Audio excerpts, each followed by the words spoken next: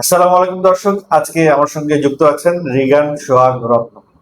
তিনি একজন অভিনেতা, একজন কণ্ঠশিল্পী এই অর্থে একজন ভোকাল আর্টিস্ট।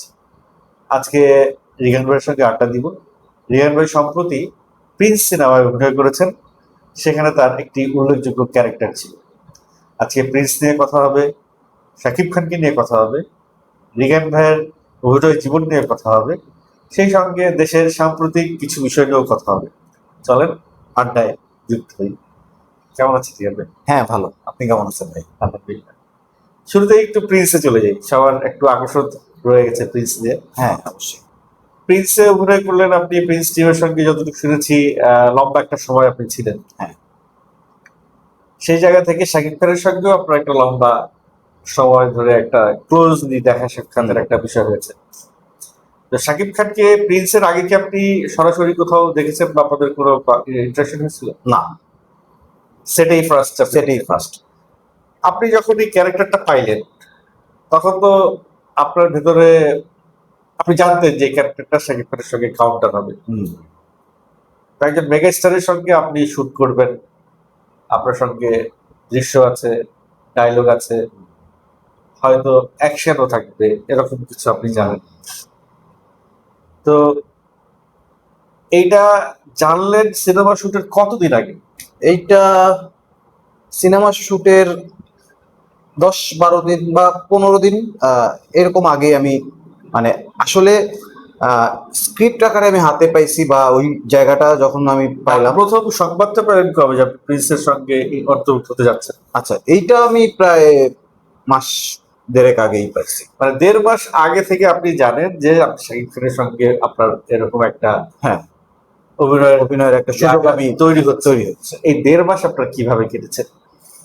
এই 1.5 মাস আহ প্রথমেই বলি যে সাকিব ভাইয়ের সাথে আমার স্ক্রিন শেয়ার হবে, এইটা প্রথম 2-1 দিন আমার কাছে খুব বেশি ইয়া লাগছে যে আহ, এত বড় মেগাস্টার, তার সাথে আমি কাজ করব।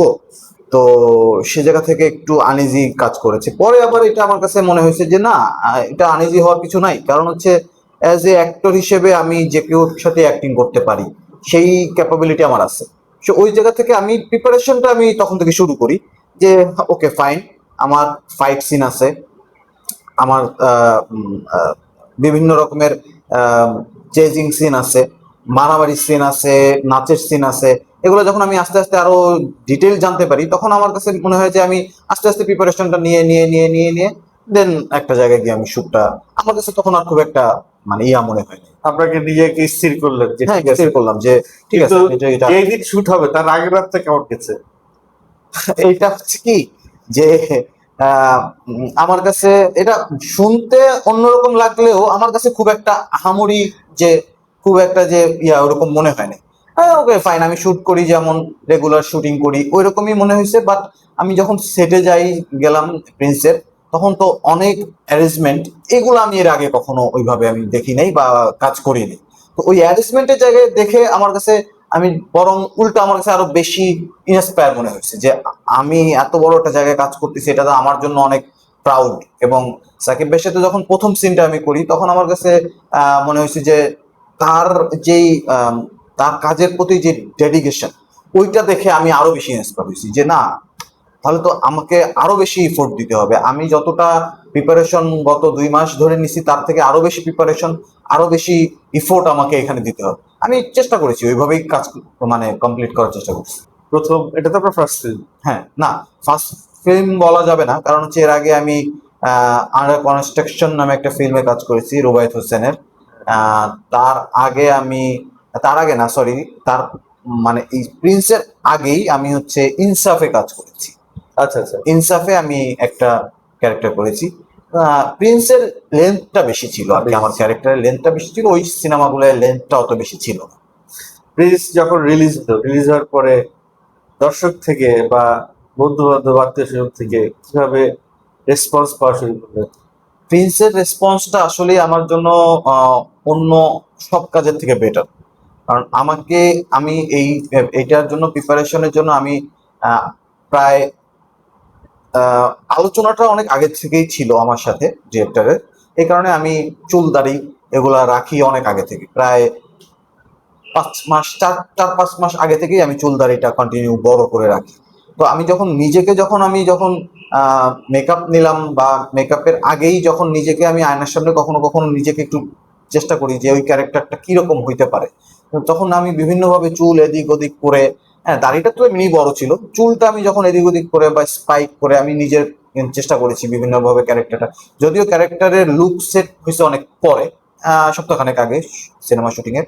ততদিনে তো আমি যখন আমার লুক সেট হয়েছে তখন তো আমি জেনেই গেছি যে আমার লুকটা এই, বাট এর আগে আমি তো জানতাম না। আমি তখন নিজের মতো করে কিছু একটা ক্যারেক্টার কিভাবে কি লুক হইতে পারে এটা আমি যখন ট্রাই করছি, তখন আমার কাছে মনে হয়েছে যে উম, এই ক্যারেক্টারের জন্য আমি যে প্রিপারেশনটা নিছি 4-5 মাসের, সেটা আমি আয়নায় পাচ্ছি। আমি নিজেকে, এখন আমি রিগানকে যেভাবে দেখি, বাট মাসুম ক্যারেক্টারটার জন্য আমি নিজেকে একটু অন্যরকম ভাবে আমার লুকে আমি পাইছি।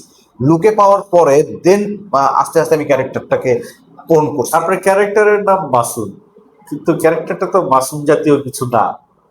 না, এটা নিয়ে কি আপনার কিছু মনে হয় নাই যে ক্যারেক্টারের নাম মাসুম, বা এটার লজিকটা কি ছিল?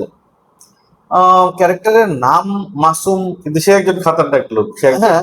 দুষ্ট লোক। তো দুষ্ট লোক হইতেই পারে। তো এটা কি এই কারণে যে একটা টুইস্ট রাখার জন্য মাসুম নামের লোকটাই দুষ্ট? এইভাবে আমি ভাবি নাই, যদিও আপনি এখন ভাবাইলেন, বাট এটা আমি ওইভাবে ভাবি নাই তখন। তখন আমার কাছে মনে হয়েছে যে না, এই একটা মানুষের নাম, সেই মানুষটা খতরনাক, সেই মানুষটা এইভাবে সন্ত্রাসী, সেই মানুষটা ড্রাগ ডিলিংস থেকে শুরু করে অস্ত্র ডিলিংস সবকিছুই করে। সো তার একটা নাম, একটা নাম। আপনি ওই সিনেমায় অস্ত্র নিয়ে আপনার অনেকটা ইয়ে ছিল, একটা আর্মস ছিল, এই একটা টপিক ছিল। হ্যাঁ, তো ওইটা কি রিয়েল আর্মস ছিল নাকি খেলনা পিস্তল ছিল, যেটা আমরা শুধু ব্যবহার করি নর্মালি? না এটা Artificial. আর্টিফিশিয়ালি ছিল, কিন্তু ওই অস্ত্রগুলা উম, আমি রিয়েল অস্ত্র কখনো ধরিনি। সো আমি ওই জিনিসটা কম্পারিজনে যেতে পারবো না যে এইটা ওইটার থেকে ভালো কি খারাপ বা কি রকম। বাট আমার কাছে মনে হয়েছে যে ওজনের দিক থেকে হিসাব করলে যে আমার কাছে যে একটা অস্ত্র আছে এবং অস্ত্রটা আহ, সত্যি কিনা জানি না, তবে এটা একটা মানে ওয়েট গেইন করে, যেটা কিনা হইতে পারে যে হ্যাঁ এটাই তো সত্যিকারের জিনিস, এরকম একটা ফিল আমার। আমি আপনাকে একটা রিয়েল অস্ত্রের গল্প বলি। আচ্ছা। ফেরদৌস হাসান রানার একটা শুটিং, নাটকের শুটিং। হ্যাঁ। তো রানা ভাই আমাকে ম্যাক্সিমাম নাটকে পুলিশের ক্যারেক্টার দিত। আচ্ছা। তো তার একটা লাইসেন্স করা এই রিভলভার আছে। তো সেই পিস্তলটা লোডেড অবস্থায় সে শুটে হুম। আমার কাছে দিছে। আচ্ছা। তো মাসুদ রানা পড়ছি ছোটবেলায়, হ্যাঁ হ্যাঁ এবং ওই পিস্তলের নাম, তারপরে কোথায় কি কোন দেশে তৈরি সব লেখা থাকে, খোদাই করা আছে। হ্যাঁ খোদাই করা দেখলাম। হ্যাঁ কিভাবে সেফটিকে সলভ করতে হয় সেটা দেখলাম। ম্যাগাজিন কিভাবে খালি করে, ওটা খালি করে দেখি বুলেট। ইয়া আমি আমার আলাদা ই করে রাইখে দিছি। এখন একজন ডিরেক্টর, আমি এই না ওই সময় ফেরদৌস হাসান রানা কি মনে করি, এখন অস্ট্রের কোনো কাজ ছিল না, কিন্তু তারপরেও একটা অ্যাক্সিডেন্ট তো ঘটতেই পারতো। আমি যদি অতি কৌতূহল বসতটা নিয়ে কারো তাক করে গুলি করে বসতাম, যদিও সেফটিকে স্টপ করা ছিল, গুলি যাইতো না। আগে আমার ওটা অন করতে হবে, তারপরে গুলি। আচ্ছা। চলবে, অনেক ব্যাপার আছে। তারপরেও আমার মাথায় এখনো এটা কাজ করে না যে সে কেন এটা আমার হাতে দিল। হয়তো সে আমাকে বুঝতে পারছে যে এই ছেলেটা, সে আমাকে রিড করছে, এর হাতে অস্ত্রটা দিলে সে এর বেশি আর যাবে না। তো একটা, তারপরেও আমি পরবর্তীতে আরো কয়েকবার দেখছি, আমার ফ্রেন্ড র্যাবে ছিল বা ডিফেন্সে আছে, ওদের অস্ত্র দেখছি। আমিও বিএসসি করার সময় অস্ত্র চালাইছি ট্রেনিং এ। এই যে শুটিং এ অস্ত্র, লিগ্যাল মানে রিয়েল আর্মস, এটা কিন্তু একটা আলাদা, ভেতরে আলাদা একটা ভাইব ক্রিয়েট করে। হ্যাঁ হ্যাঁ হ্যাঁ করে। আপনার কাছে অস্ত্র আছে, হ্যাঁ, মানে একজন পুলিশ অফিসারের কাছে অস্ত্র আছে, তার ভেতরে একটা অন্যরকম ফিল আসবে ক্যামেরা। হ্যাঁ হ্যাঁ আসে। এই কারণে প্রশ্নটা করা যে ওইটা যদি আপনার হাতে রিয়েল আর্মস থাকতো, আপনি একজন দুষ্ট লোক, আপনার হাতে অস্ত্র আছে, একটা আলাদা একটা শিল্পীর জায়গা থেকে আপনি অ্যান্সার করেন যে আলাদা একটা জিনিস আসবে না? হ্যাঁ হ্যাঁ আসবে। কিন্তু আমি আপনার সাথে একটু হ্যাঁ। মানে শেয়ার করি বিষয়টা, সেটা হচ্ছে যে